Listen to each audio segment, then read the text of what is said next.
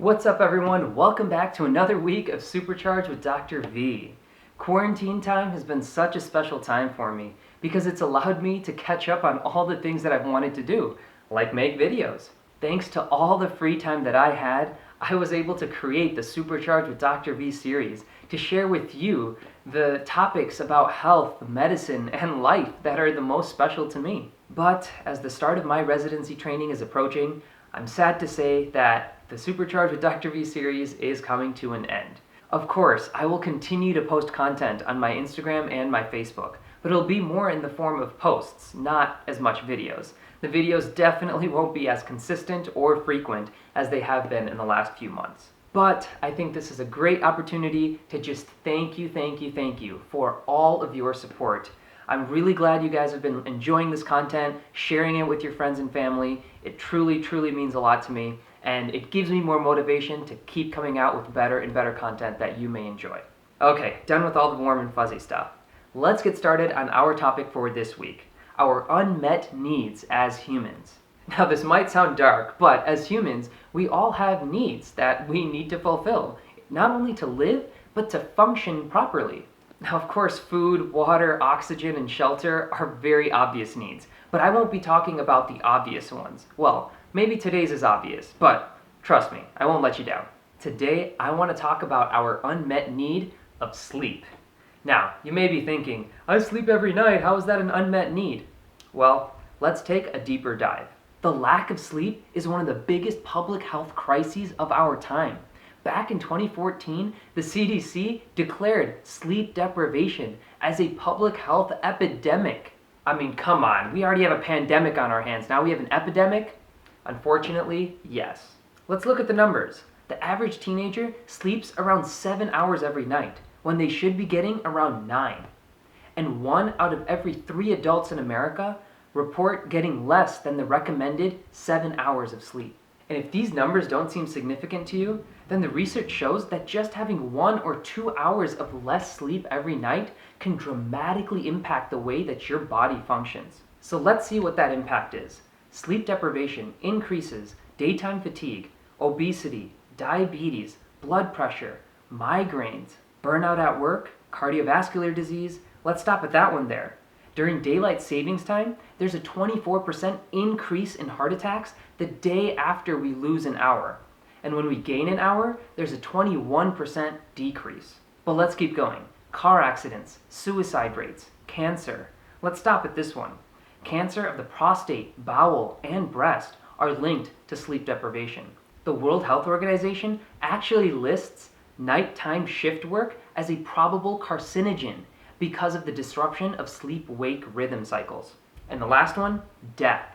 Yes, the research shows that people who sleep less than 6 hours every night are 10 times more likely to die prematurely than people who sleep 7 to 9 hours every night. So the shorter your sleep, the shorter your life.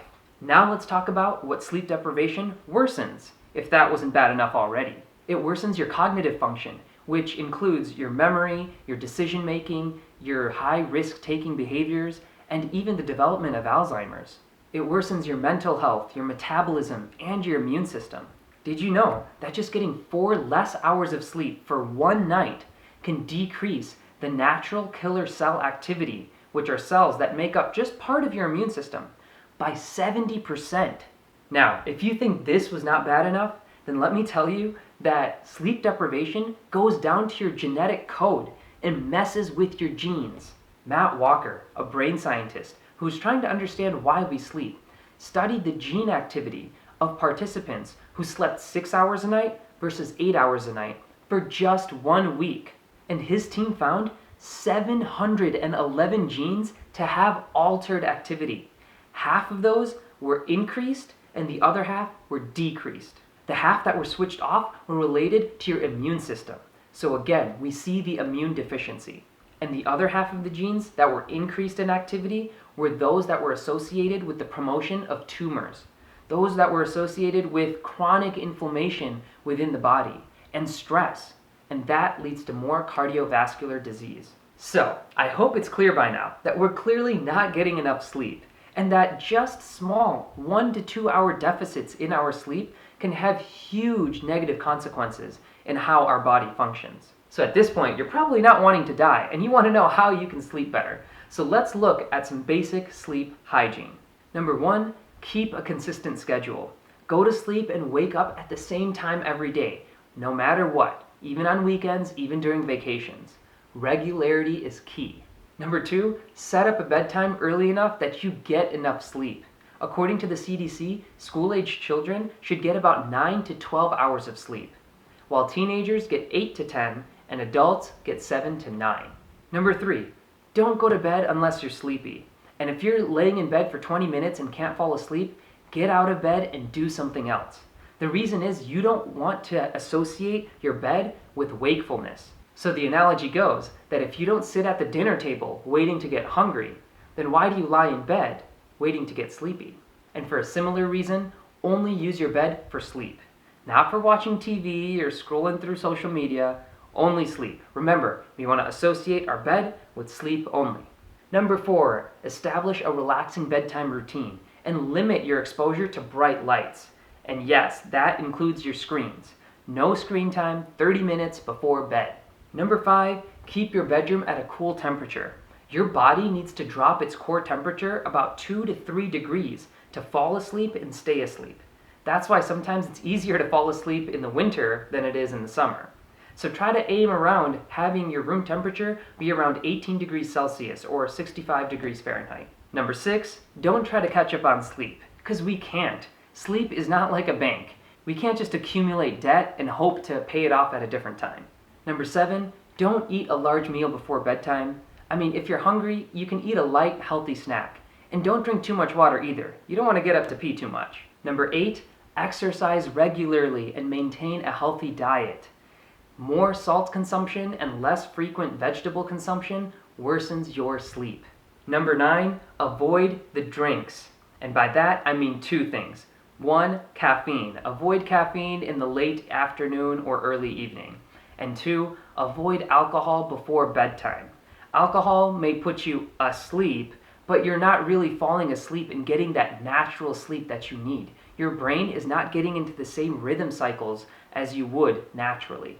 Number 10, reduce or even completely cut out, if you can, smoking, smokeless tobacco, and secondhand smoke exposure.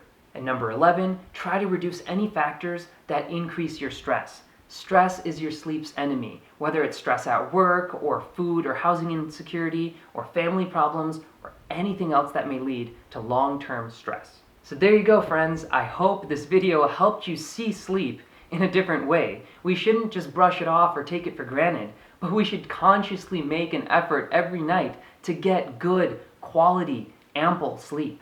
And of course, if these 11 things don't work for you, make sure you contact your doctor. So now that you know how to get a good night's sleep, good night, and see you next time when we talk about our unmet psychological needs.